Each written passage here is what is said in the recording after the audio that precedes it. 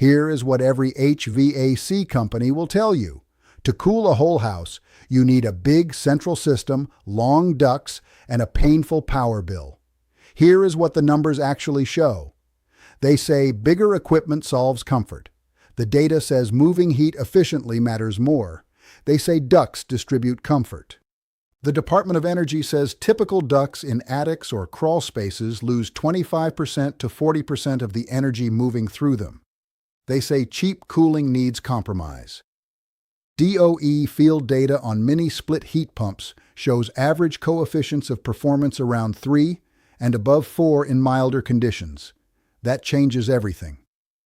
You have probably been told that whole house cooling means brute force.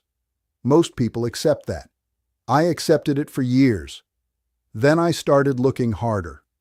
I stopped asking how to make cold air the hard way. I started asking how to move heat the smart way. 3 units of cooling for every 1 unit of electricity. Sometimes more. That is the number nobody puts on the truck wrap, the sales flyer, or the service invoice. And yes, this works even if your house was built 50 years ago. It works if you live in a city. It works if you have never done this before. Stay with me. Because what I found in Holmes County uses the same physics the Persians used to cool desert buildings more than 3,000 years ago. The reason you were never told the real number is simple. Room-by-room control was pushed aside when centralized systems became easier to finance, standardize, and service. Somebody made more money when your comfort depended on bigger boxes, longer duct runs, more refrigerant, and more visits. Somebody always does today. Here is what the evidence shows. And here is why nobody wanted you looking too closely at the number. A heat pump does not create cooling the way a toaster creates heat. The U.S. Department of Energy says it moves heat from one place to another. That sounds simple. It is simple. Your refrigerator does it. A car radiator helps manage heat. Your own skin does it when sweat carries heat away. This ceiling-mounted system works on the same basic truth. It moves unwanted indoor heat outside with far less electrical input than resistance-based equipment needs to create the same comfort. That is why the coefficient matters. In the Department of Energy Building America field report on mini-split ductless heat pumps, measured coefficients of performance averaged 3. During warmer parts of the season, they went well above 4.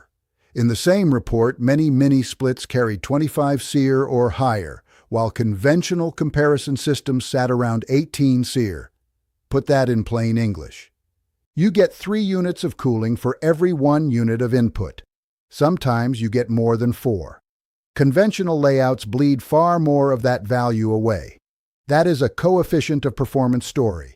It is not magic, it is transport. The analogy is a bucket brigade. You can carry water with 1 smooth line, or you can spill a third of it before it reaches the fire. DOE literature says duct air loss can eat about 30% of cooling energy. Another DOE review found average effective cooling capacity losses around 33% from leakage and weak insulation. So now the comparison gets uglier. You are not only paying to cool, you are paying to lose what you cooled. That gap represents a massive market in equipment, service, replacement parts, and monthly bills every year. And that is why you have never heard of this. The first time I walked into a workshop outside Berlin, Ohio in late July, I expected noise. I expected the constant rush of a central blower and the hard metallic hum you hear in most houses by noon. What I found instead broke something. The room sat calm at 67 degrees. I heard hand tools. I heard boots. I heard one fly tapping a window. I did not hear machinery cycling every few minutes. I stood there long enough for my shirt collar to dry. Then I understood what I had missed. Eli laughed when I asked where the cool air was coming from. He pointed upward, then outward, then at the thick shaded side of the building. He told me his people had understood for 4 generations that you do not fight heat with volume first. You fight it with placement, insulation, zoning, and by moving heat where it wants to go. He said his grandfather learned the same habit from family lines that came through the Palatinate and Canton Burn. Then they settled in Pennsylvania and Ohio. Nobody told you. Not your builder, not your contractor, not the man who sold you square footage. I went back again in August. Same feeling, same stillness. In Mount Hope and near Strasbourg, I kept seeing versions of the same logic. Smaller conditioned zones, better envelope control, cooler lower levels, air directed where people actually live. That knowledge never disappeared. It was set aside. It was waiting. A 2012 Pennsylvania State University root cellar study at the Tyson building site documented the same principle. Below-grade structures use stable ground temperatures and controlled roof layers to stay cooler with almost no energy. The principle is older than the report, much older. If you step back far enough, you stop calling this new. In ancient Persia, builders in Yazd used wind catchers to pull moving air down through towers and across cooler surfaces.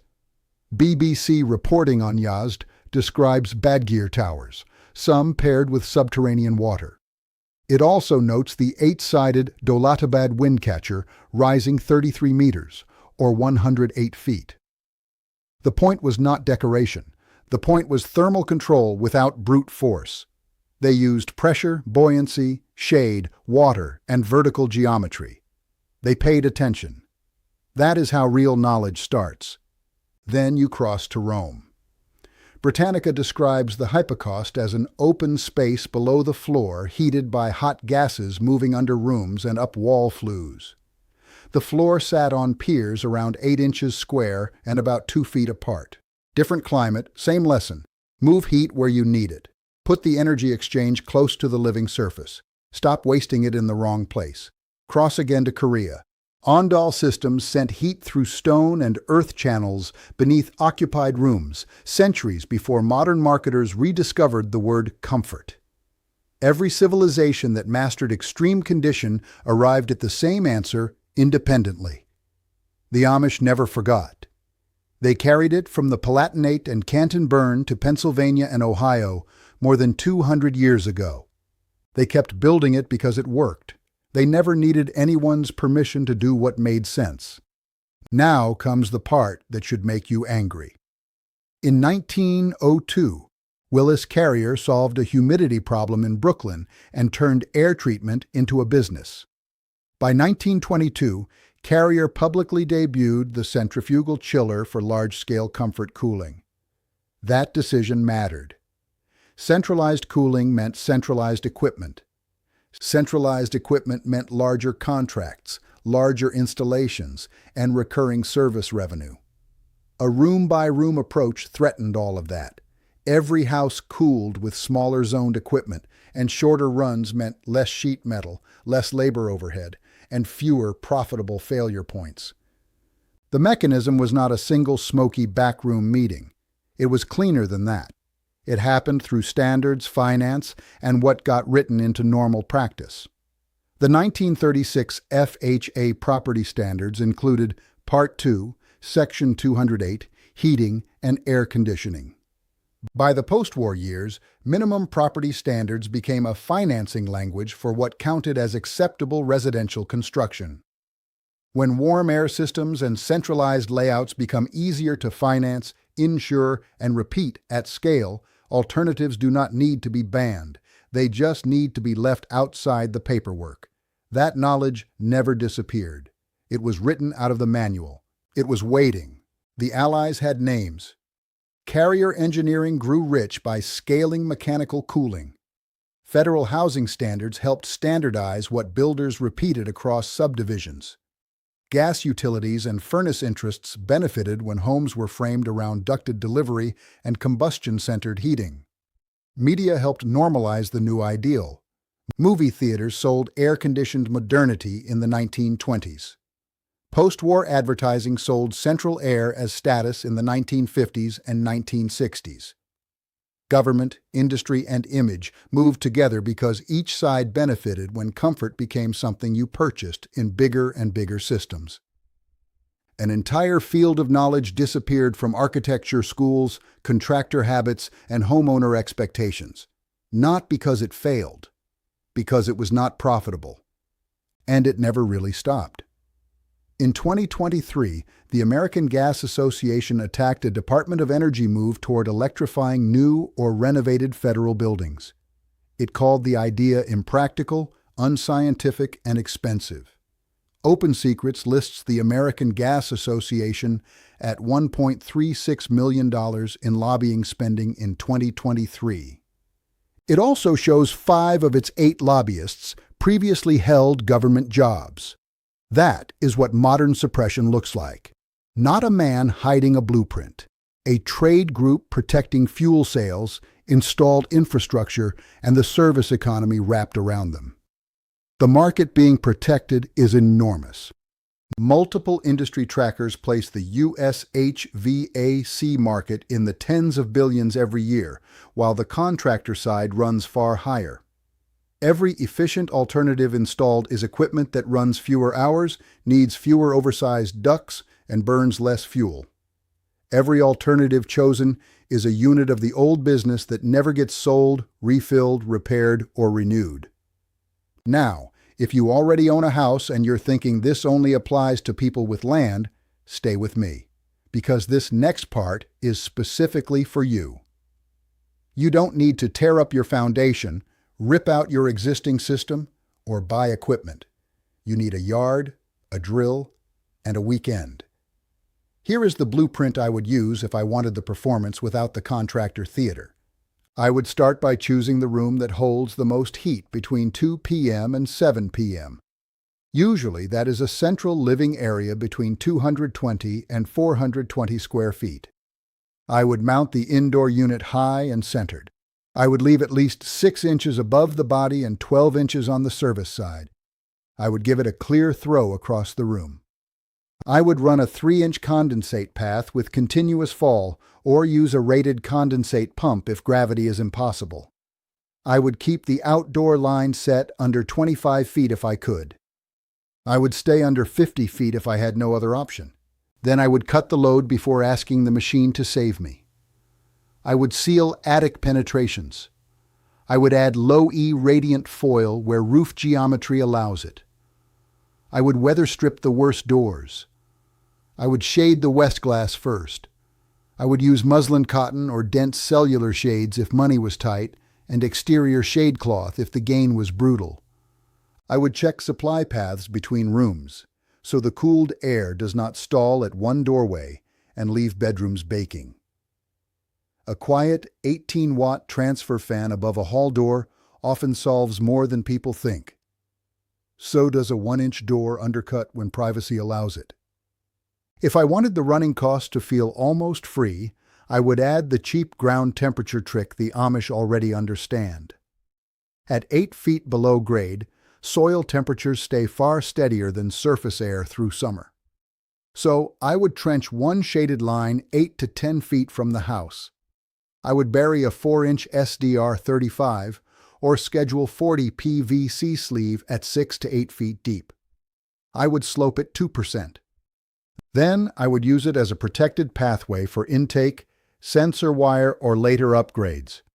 I would insulate any exposed section with closed cell foam. I would never leave condensate standing. On a 95-degree day, pre-cooled intake planning and load reduction can mean the indoor unit idles instead of screaming.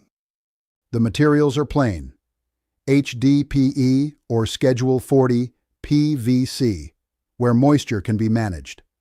Type S hydrated lime or gravel around any wet drainage zone if you need odor control. Closed cell elastomeric insulation on refrigerant lines. Low-E radiant foil where the attic bakes. A condensate line trap where the manufacturer requires it. None of that is exotic. All of it matters. Condensate management is not optional. A lazy drain line causes mold, wall staining, and the exact water damage that gets this blamed for somebody else's shortcut. The money is smaller than people expect. Exterior line hide runs $18 to $32 per section. Closed cell line insulation sits around $12 to $28. A transfer fan is often $39 to $89. Reflective barrier materials run $24 to $68 for the first problem area. Good weather strip is $7 to $14 per opening. A condensate pump, if you truly need one, usually lands between $58 and $96. Your first serious load cut package can land between $188 and $427 in one Saturday morning, or 2 weekends if you move slowly. It requires attention once a season. Your conventional central system costs $7,800 to $14,600 to install. It can cost $148 to $312 per month to run in hard summer regions. It lasts 12 to 17 years before landfill or compressor failure. This supporting build costs $188 to $427 total. It lasts 15 to 25 years. Your choice. If you want the whole house to feel even, you map the house before you buy anything else. I would walk it at 2:30 p.m., then again at 6:45 p.m. I would carry a cheap thermometer. I would write down the hottest room, the loudest room, and the room nobody uses because it always feels wrong. In most houses, the west bedroom spikes first. The stair landing follows. The hallway traps the rest. That pattern matters. It tells you where the load starts. I would also measure the choke points. A hall that narrows to 36 inches changes throw. A doorway with only 28 inches of clear opening slows mixing. A stairwell with no return path turns the second floor into a hot shelf by 4 p.m.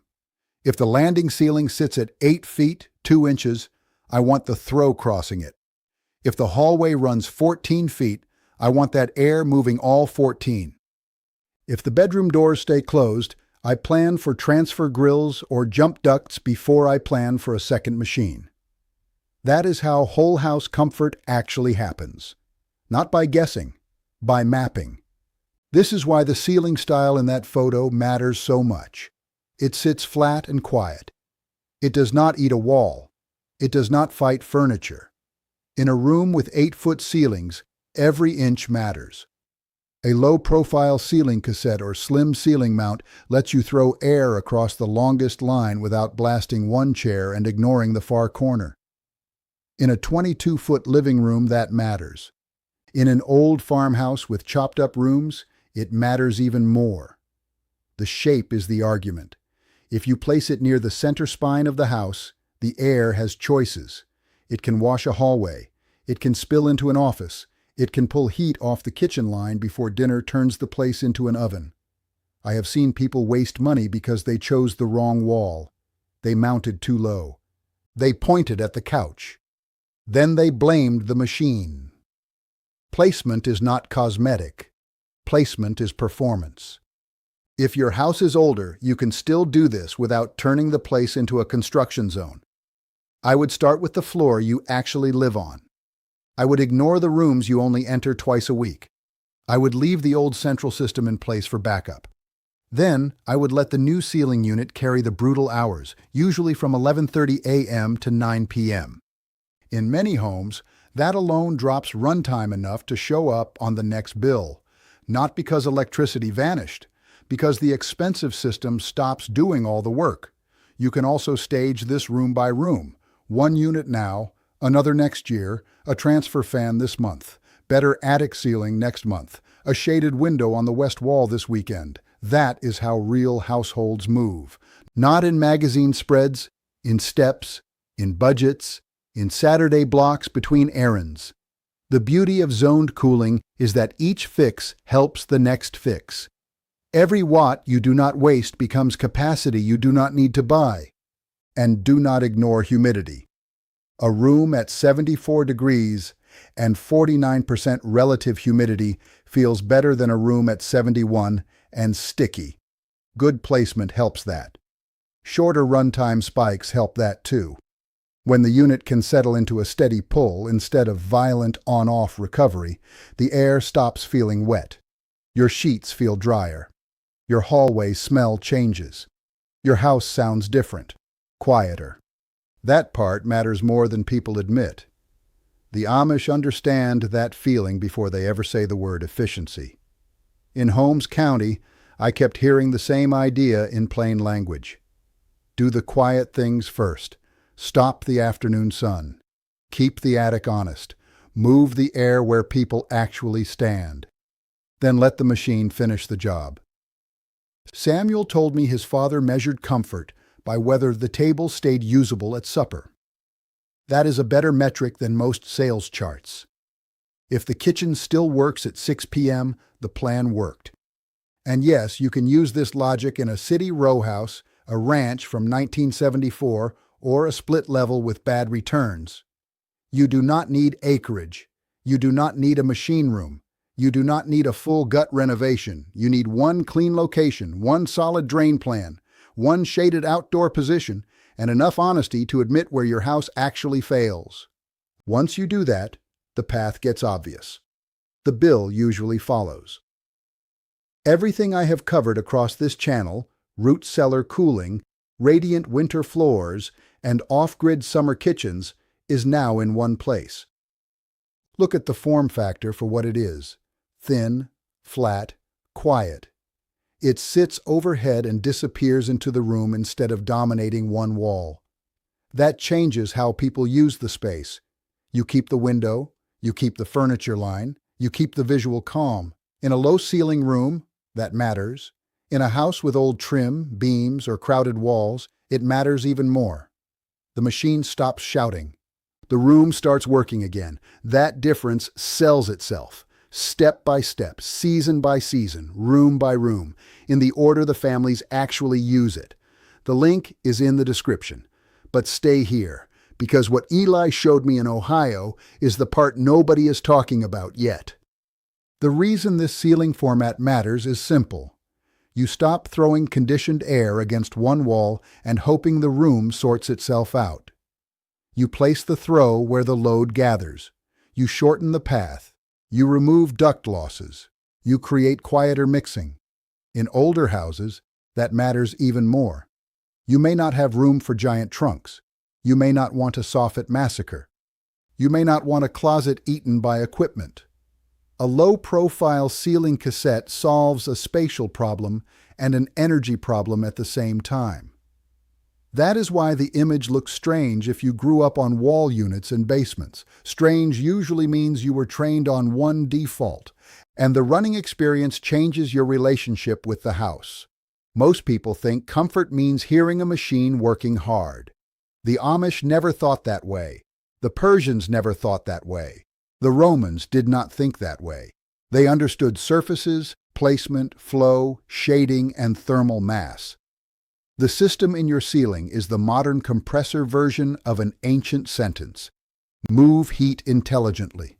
Stop paying extra for your own losses. The Amish did not read this in a textbook.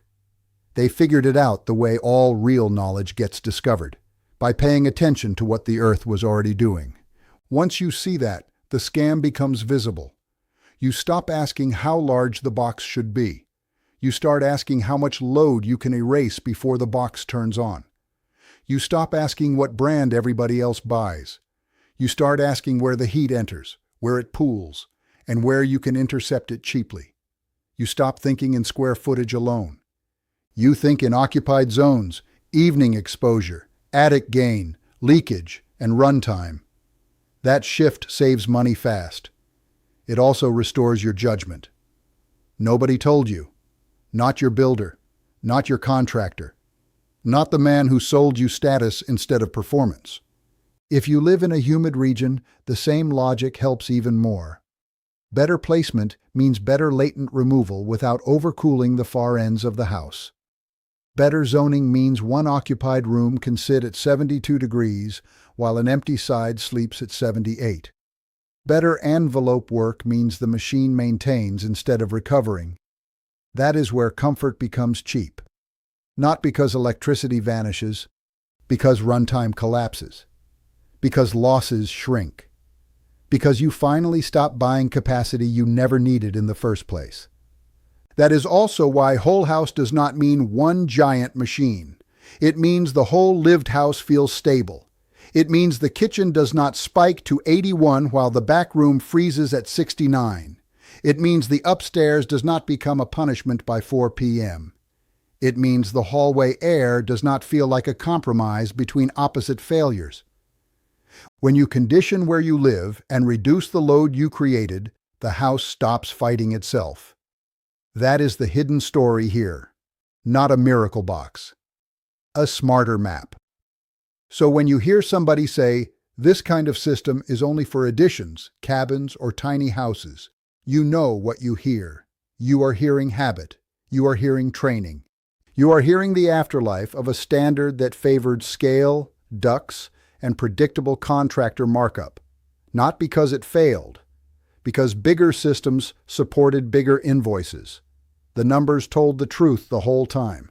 They were just boring enough that nobody read them. I want you to think about that next bill. Not emotionally, mechanically.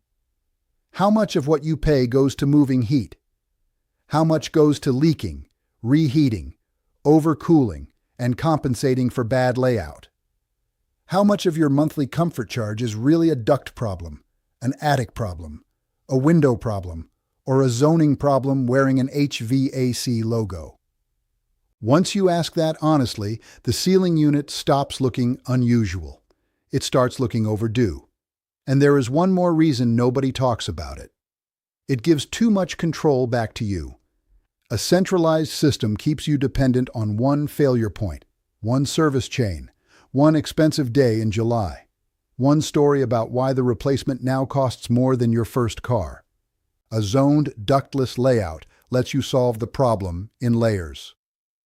One room first, one floor next, one budget step at a time. That is bad for people selling all or nothing packages. It is good for you. If you are the kind of person who believes that real knowledge has been quietly pushed aside to protect someone else's profit, you already know what to do. Hit subscribe. Not for me, for what comes next. Because this is not a channel. This is a quiet movement of people who have decided they are done being sold what they already own. I want to hear from you. Drop your state, your worst summer power bill, and the room in your house that gets hit hardest in the comments. I read every single one. And your answers decide what we cover next. Next week, I am going to show you what a 1946 Pennsylvania document reveals about keeping food, tools, and seed stock cool through August with almost no electricity. The technique uses nothing but shade, airflow, lime, and earth.